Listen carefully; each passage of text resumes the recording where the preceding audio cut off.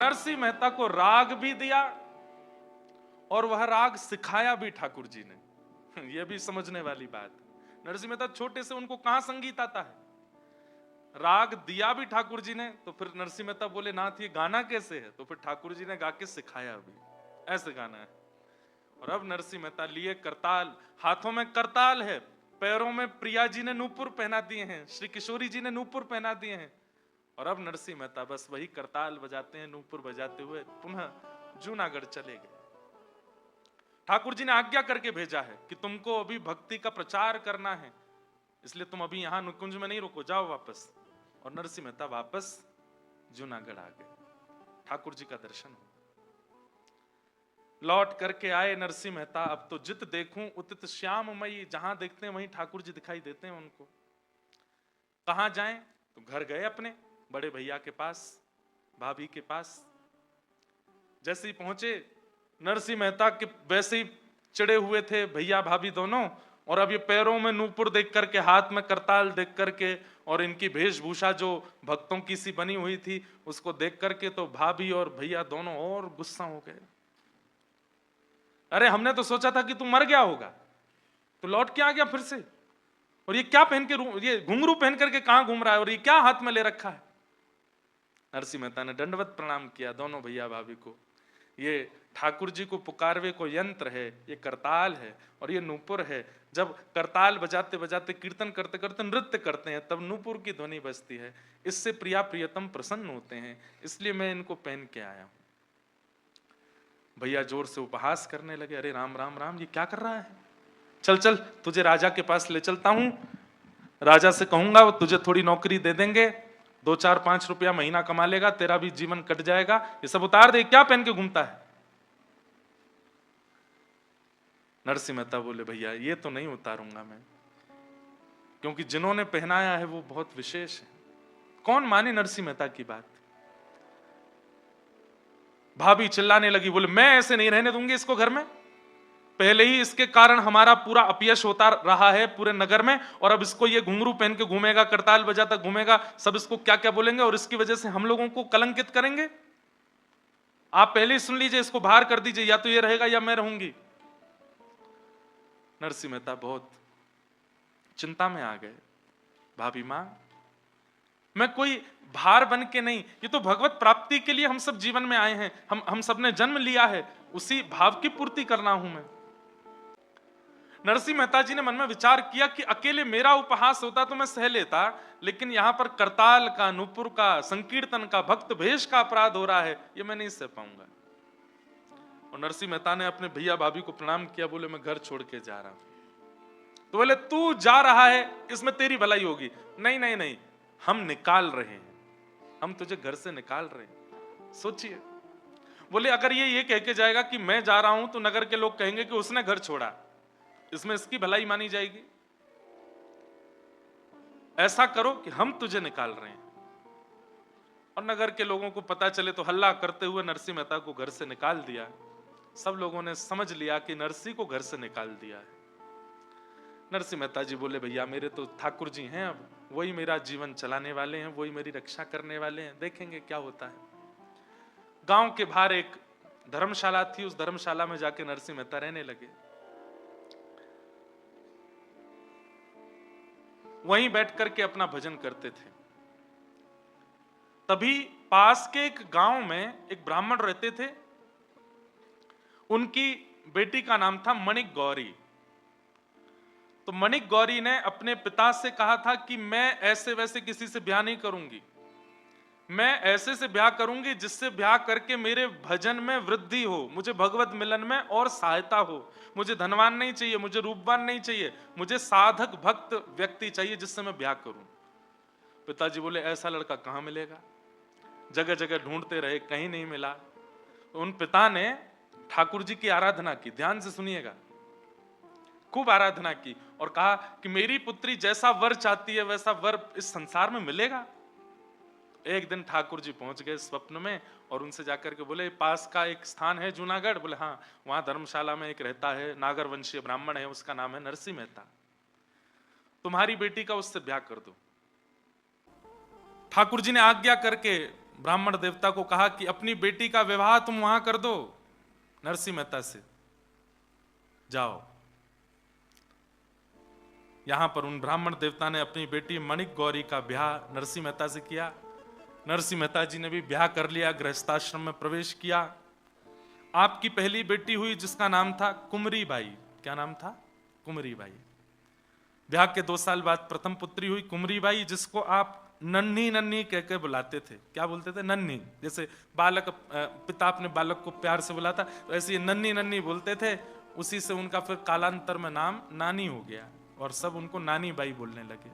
जिनका भात भरने के लिए स्वयं ठाकुर जी गए थे, ये वही नन्ही नन्ही बाई। इनका नाम क्या था? कुमरी बाई। असली नाम कुमरी बाई।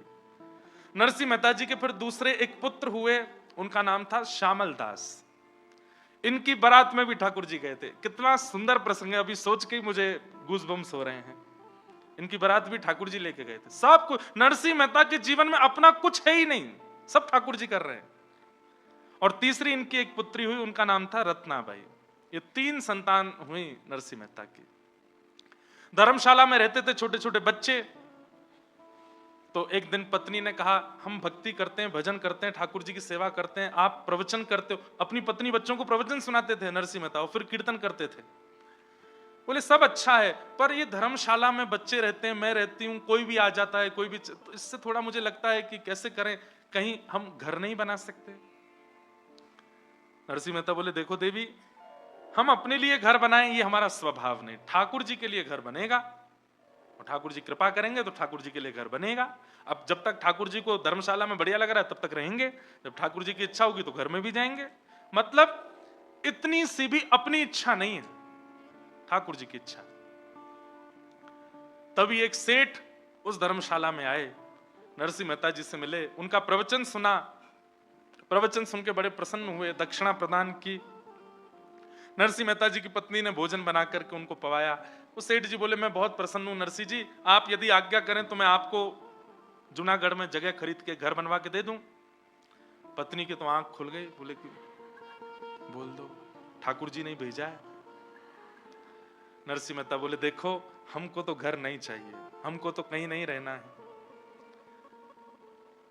पर ठाकुर जी चाहेंगे तो। बोले नहीं नहीं, ठाकुर जी ही चाह रहे हैं, इसीलिए हम आपसे कह रहे हैं। खूब कहा। नरसिंह मेहता बोले, मैं कैसे मान लूं कि ठाकुर जी चाह रहे हैं। बहुत देर तक तो वो सेठ जी बताते रहे कई बात, लेकिन नरसिंह मेहता नहीं माने। अंत में आकर के उन्होंने अपना असली रूप दिखाया। वो कोई और नहीं, श्री अक्रूर जी महाराज थे, जो भगवान को वृंदावन से मथुरा लेकर के गए थे, ठाकुर जी के काका जी। अक्रूर जी जब प्रकट हुए देव रूप, जब नरसिंह मेहता ने देखा, बोले आप कौन है? बोले मैं अक्रूर हूं, ठाकुर जी को मथुरा से, वृंदावन से मथुरा में ही लाया था, वहां से फिर यहाँ द्वारिका में भी मैं हूं, मैं काका हूं ठाकुर जी का। ठाकुर जी ने ही मुझे भेजा है कि नरसिंह के लिए एक भवन निर्माण करो, आपकी कुछ रिक्वायरमेंट बता दो। नरसिंह मेहता बोले, हमारी तो एक ही रिक्वायरमेंट है कि हमारे घर में कोई भी आवे तो उसको ये ना लगे कि ये घर है, उसको ये लगे ये तो कोई मंदिर है, उसको ये लगे ये तो कोई साधना का स्थान है, उसको ये लगे यहाँ संत कभी भी रह सकते हैं, संत निवास होना चाहिए, ठाकुर जी के कीर्तन का स्थान होना चाहिए, यज्ञ मंडप होना चाहिए, भोजनशाला होनी चाहिए, सेवा के लिए कोई भी राहगीर, क्योंकि जूनागढ़ बीच में है, एक तरफ सोमनाथ, दूसरी तरफ द्वारिका, तो दर्शनार्थी आते जाते रहते हैं। दर्शनार्थियों की रहने की उत्तम व्यवस्था, उनकी सेवा की, मतलब अपने लिए कुछ नहीं चाहिए, ऐसा भवन बनाओ। अक्रूर जी महाराज द्वारिका के एक प्रकार से छोटे सेनापति हैं, वो ऐसा भवन निर्माण कराया उन्होंने कि जूनागढ़ के लोगों की आंखें खुली रह गई। अद्भुत भवन।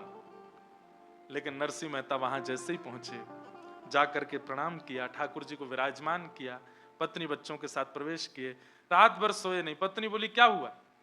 मन नहीं लग रहा है। क्यों? अरे इस घर में हम रह रहे हैं तो ऐसा लग रहा है हम स्वामी हैं इस घर के, कोई कोई होना चाहिए साथ में, कोई साधु, कोई महात्मा, कोई साधक, कोई भक्त, वो रहे हमारे साथ। तभी जूनागढ़ में कुछ सूरदासों का आगमन हुआ। सूरदास जानते हैं, जिनके नेत्र नहीं होते।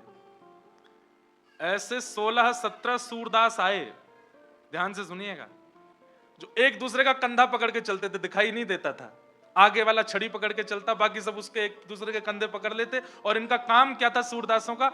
घर हर द्वार पर जाते और मंजीरा बजा करके कीर्तन करते। घर के व्यक्ति की अगर श्रद्धा होती तो वो इनको भोजन दे देता, दक्षिणा दे देता, खा पी करके वहीं गुजर बसर कर लेते, फिर दूसरे घर में जाते, वहां थोड़ी देर कीर्तन करते। ऐसे एक दिन नरसिंह मेहता ने घर के बाहर देखा तो 17 सूरदास एक दूसरे के पीछे कंधा पे हाथ धरे चल रहे थे, हाथ में मंजीरा करताल कीर्तन जैसे ही करने लगे नरसिंह मेहता के द्वार के बाहर, तुरंत अपनी पत्नी के साथ गए, सबके चरण वंदन किए, चरण धोए, चरण धो करके माला पहनाई। नरसिंह मेहता बोले, आप सब कौन हैं? बोले, हम सब सूरदास हैं, ठाकुर जी का कीर्तन करते हैं, घर घर के बाहर जाकर के कीर्तन करते हैं, फिर जो मिल जाता है उससे पाते हैं। बोले, आप ठाकुर जी की प्राप्ति के लिए भजन करते हो कि भोजन के लिए भजन करते हो? तो उन्होंने कहा, अभी तो भोजन के लिए कर रहे हैं, पर भोजन सहज ही मिल जाएगा तो ठाकुर जी के लिए करने लगेंगे।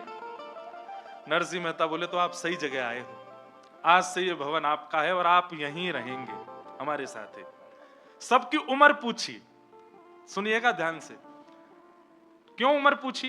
बोले, नरसिंह मेहता से जो छोटे हैं वो सब छोटे भाई और जो बड़े हैं वो सब बड़े भाई, और तो परिवार है नहीं, यही मेरा परिवार है। पत्नी से कहा, ये जेठ हैं, ये 3-4 जो हैं, और ये बाकी के जो हैं तुम्हारे देवर हैं, इनसे घूंघट करके रहना, इनको रोज प्रणाम करना। और पत्नी भी उसी भावना से उन सबको प्रणाम करती। गली मोहल्ले के लोग पूछते, अरे नरसिंह ये कौन है? बोले, रिश्तेदार हैं हमारे। अच्छा, दूर के होंगे? बोले, दूर के नहीं है, सबसे करीब के हैं, सबसे करीब के हैं। बोले, अच्छा, किनके बालक हैं? बोले, ठाकुर जी के बालक हैं, ठाकुर जी हमारे प्राण हैं और उनके ये सब बालक हैं, इसलिए हमारे सबसे करीबी। अंतिम दिन तक, नरसिंह मेहता जी के अंतिम दिन तक ये सारे सूरदास उनके साथ ही रहे, एक दिन भी सूरदासों को दूर नहीं किया नरसिंह मेहता जी ने। नरसिंह मेहता कभी कभी उन सूरदासों के सामने बैठ करके कहते, आप कितने भाग्यशाली हो। बोले, क्यों? ठाकुर जी ने आपको नेत्र नहीं दिए। बोले, ये इसमें भाग्य क्या है हमारा? तब नरसिंह मेहता कहते, नेत्रों का काम है, वो अच्छे स्थान को देख के हमको वहां ले चलते हैं। मेरे नेत्र ही जब ठाकुर जी आप बन जाओगे तो थाम उंगरिया जोन डगरिया ले चालो तुम जानो, हरि में नयनहीन तुम नयन। आप लोग प्रेम से मेरे घर पर निवास कीजिए, आपका ही स्थान है। और नरसिंह मेहता उनके साथ में भाव से रहने लगे। भाई ने घर से तो निकाल दिया था नरसिंह मेहता जी को, लेकिन साल में एक बार नरसिंह मेहता जी के पिताजी का श्राद्ध होता था। उस श्राद्ध में बड़े भैया इनको कहते थे कि उसमें तुम आ सकते हो, बाकी तुम साल भर मत आना, पर पिताजी का माताजी का श्राद्ध होता है उसमें आ सकते हो। तो नरसिंह मेहता हर साल अपने बड़े भैया के घर केवल श्राद्ध में जाते थे, पिताजी का श्राद्ध करने के लिए। अब की बार जब बड़े भैया आए निमंत्रण देने, तो नरसिंह मेहता भाभी और उनकी पत्नी दोनों ने प्रणाम किया, घर में बिठाया। बोला, अच्छा, किसी बड़े यजमान के द्वारा घर बनवा लिया आप तुमने, बहुत बड़ा घर बनवाया है। भैया, सब आपकी पिताजी की कृपा है, ठाकुर जी की कृपा है। अच्छा, कल पिताजी का श्राद्ध है, आ जाना। जी भैया, मैं आ तो जाऊंगा, लेकिन एक थोड़ी सी बात है। बोले, क्या? हमारे परिवार में अब 3 बालक, मैं, मेरी पत्नी, हम ही नहीं हैं, हमारे साथ में 16 सूरदास भी हैं, वो भी आएंगे, वो हमारे ही परिवार के हैं, वो भी आएंगे, तो आप थोड़ी सी व्यवस्था ज्यादा रखना। और भैया एक बात और। बोले, क्या? अब मेरे नियम बहुत हो गए, मैं सुबह से सेवा करता हूं ठाकुर जी की, तो मैं जल्दी नहीं आ पाऊंगा, मैं सेवा पूरी करके ही आ पाऊंगा। अब ये बातें कहीं तो बड़ी सहजता से थी नरसिंह मेहता ने, लेकिन उनके भैया को बहुत चुभ गई। अच्छा, ये बाहर के व्यक्ति, हमारे नाम के नहीं, गोत्र के नहीं, कुल के नहीं, खानदान के नहीं, इनको लेके आएगा तू श्राद्ध में? सुन, हम तो तुझ पर कृपा करे बैठे थे कि 365 दिन में एक दिन तुझे अपने घर आने देते थे, अब वो भी बंद।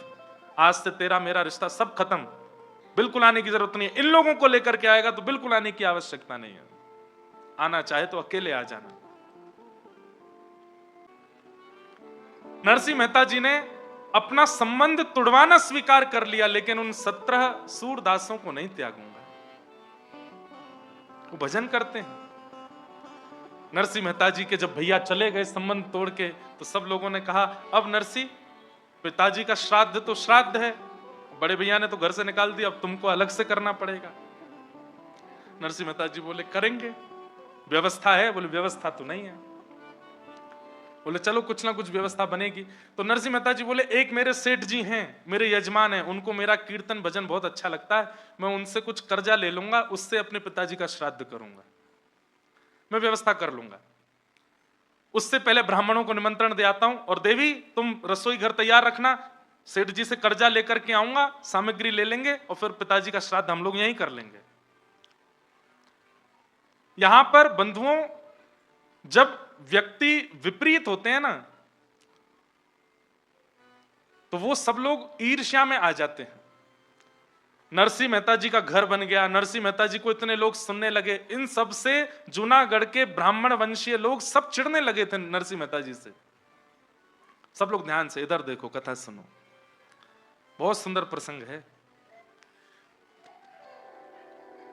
नरसिंह मेहता जी कुछ ब्राह्मणों के पास गए, अपने कुल पुरोहित के पास जाकर के कहा कल पिताजी का श्राद्ध है, आप आ जाना। तो कुल पुरोहित बोले हम तो तुम्हारे बड़े भैया को वचन दे चुके हैं, उसके पास जाएंगे और एक दिन में 2 श्राद्ध नहीं खाने चाहिए, हम तो नहीं आ पाएंगे, कहीं और व्यवस्था करो। नरसिंह मेहता जी किसी और ब्राह्मण के पास गए, वो ब्राह्मण भी नरसिंह मेहता जी से चिढ़ता था।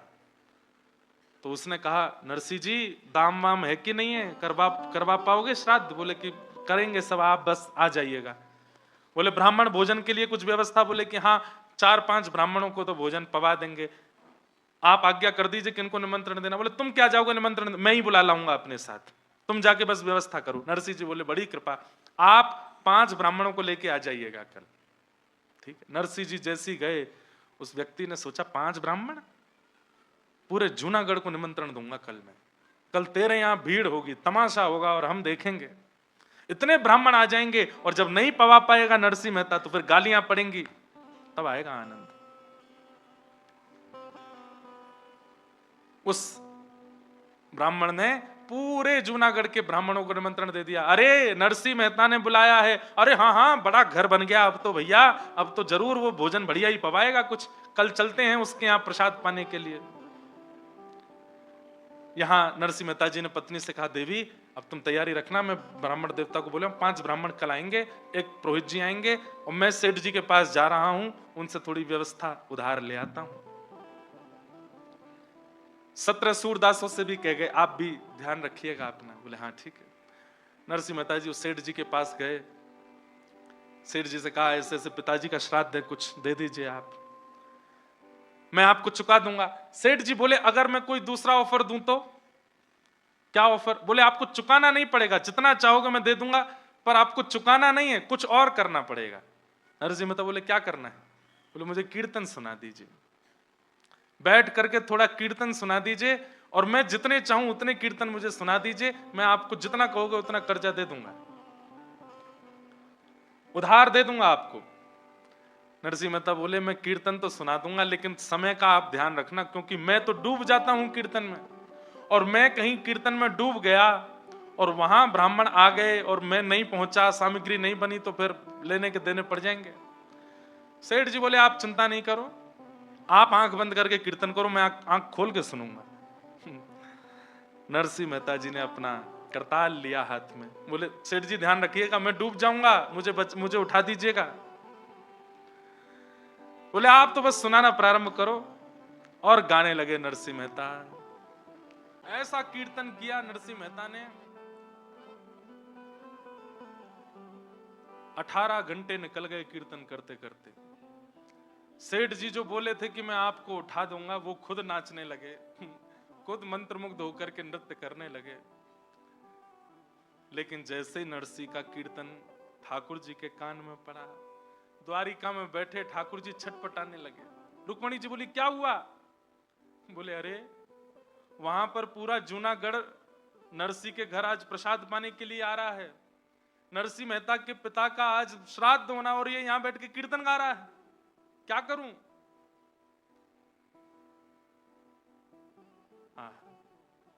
अपने जन के कारण ठाकुर जी रूप बदलते हैं।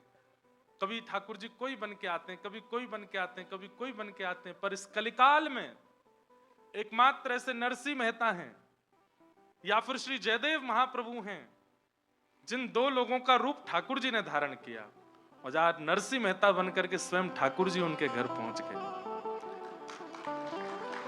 नरसिंह मेहता बनकर के ठाकुर जी आ गए। वहां नरसिंह जी कीर्तन कर रहे हैं, दोनों भुजा उठा करके।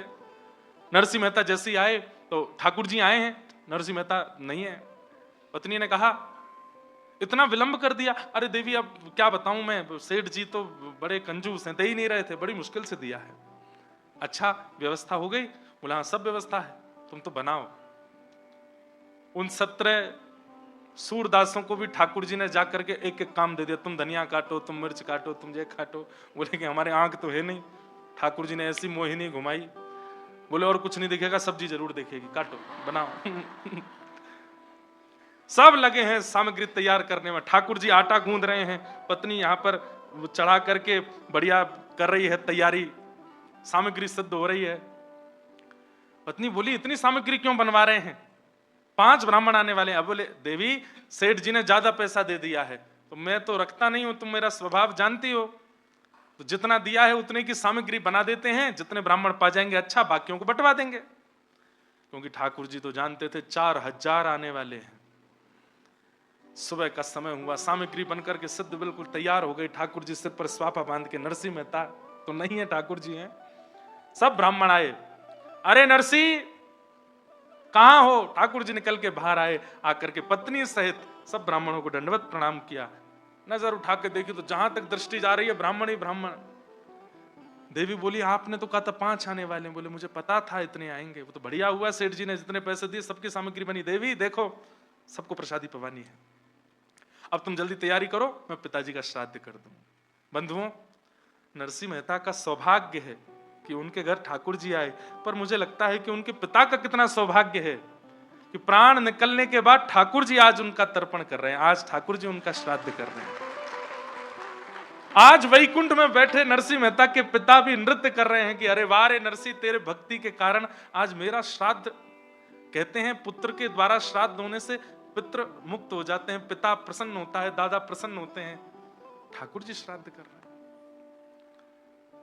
ठाकुर जी ने श्राद्ध किया विधिवत, जैसे श्राद्ध होता है बिल्कुल वैसे श्राद्ध किया। श्राद्ध के बाद में ब्राह्मणों को बैठाया। सब ब्राह्मण बोले नरसिंह कुछ है कि बस पूड़ियों पे ही जीना पड़ेगा? अरे नहीं नहीं, आपकी सब कृपा विराजिए ना। सबके लिए पाटे बिछाए गए, सबके आगे पत्तल लगाई।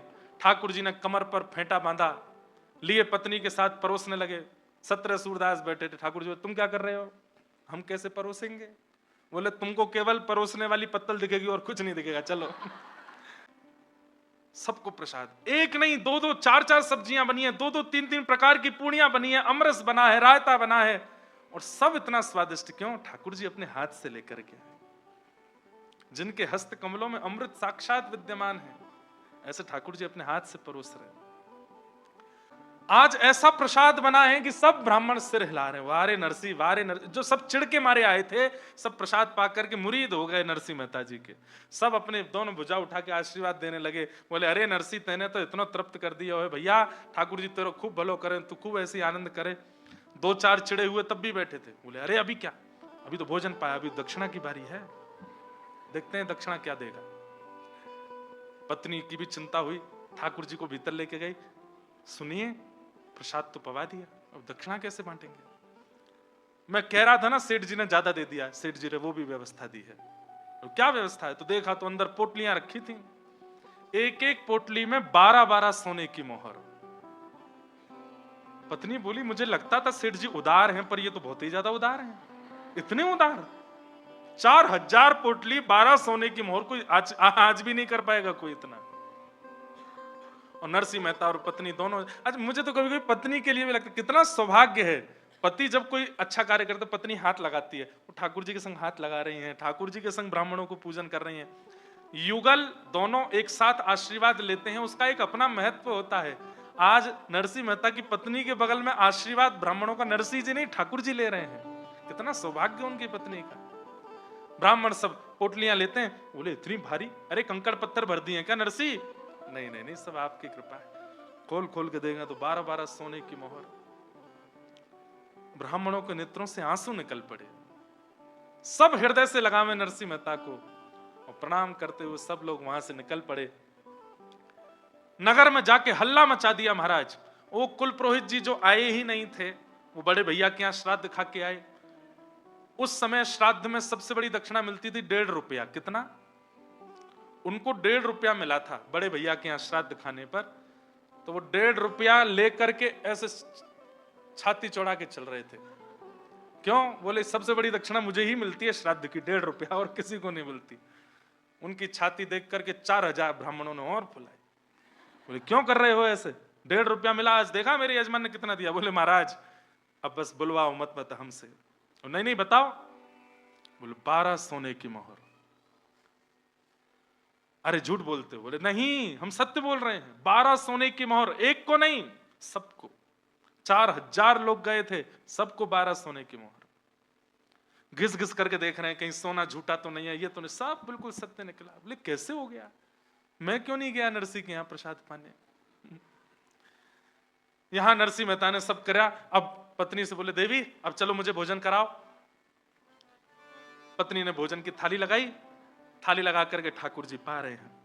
पाने के बाद खूब सारा पाया, और पाने के बाद पति थाली में थोड़ा छोड़ दे तो पत्नी उसमें पा लेती है, ऐसा पूर्व में होता रहा है। पत्नी दूसरी थाली नहीं लगाती, वो पति की थाली में ही पा लेती है। ठाकुर जी का अधरामृत बचा है। ठाकुर जी ने सब पाया। वो देवी अब तुम पालो, मैं हस्त प्रक्षालन करके आता हूं। और ठाकुर जी प्रसाद पा करके उठे, उठ करके हस्त प्रक्षालन करने गए। वो बोले ध्यान लगा के देखूं नरसिंह कर क्या रहा है। देखा तो नरसिंह जी अभी भी नाच रहे हैं करताल लेकर के। वाह रे नरसिंह, तू ऐसे नाचता रहेगा तो द्वारिका छोड़ के मुझे तेरे घर पर रहना पड़ेगा। ठाकुर जी ने तुरंत चुटकी बजाई और नरसिंह मेहता का जो भाव चल रहा था वो भाव तुरंत धूमिल हुआ। अचानक से नरसिंह मेहता जी का मन उच्चाटित हुआ, नेत्र खुले, देखा तो सेठ जी पूरा परिवार निहाल पड़ा है सामने, वो भी नाच रहे हैं। सेठ जी क्या समय हो गया? समय का तो पता नहीं कितना हो गया। बाहर जाके पूछा, बोले कि भैया हमारा कीर्तन कितनी देर से? बोले कम से कम 20-25 घंटे हो गए भैया, कल सुबह शाम को शुरू किया, आज की शाम हो गई है। नरसिंह मेहता बोले ब्राह्मणों ने उपद्रव कर दिया होगा, मेरी पत्नी को आज बहुत गालियां दी होगी, कहीं घर से ही नहीं निकाल दिया हो। अरे क्या हो रहा होगा? बेचारे उन 17 सूरदासों के तो कपड़े फट गए होंगे। नरसिंह मेहता बोले सेठ जी आप जल्दी मुझे दे दीजिए, मैं सामग्री लेकर के जाऊं। धन लेकर के सामग्री लेने के लिए जाना चाहते थे, लेकिन बोले एक बार घर की स्थिति तो देख चलूं, कहीं आग वाग तो नहीं लगा दी घर में।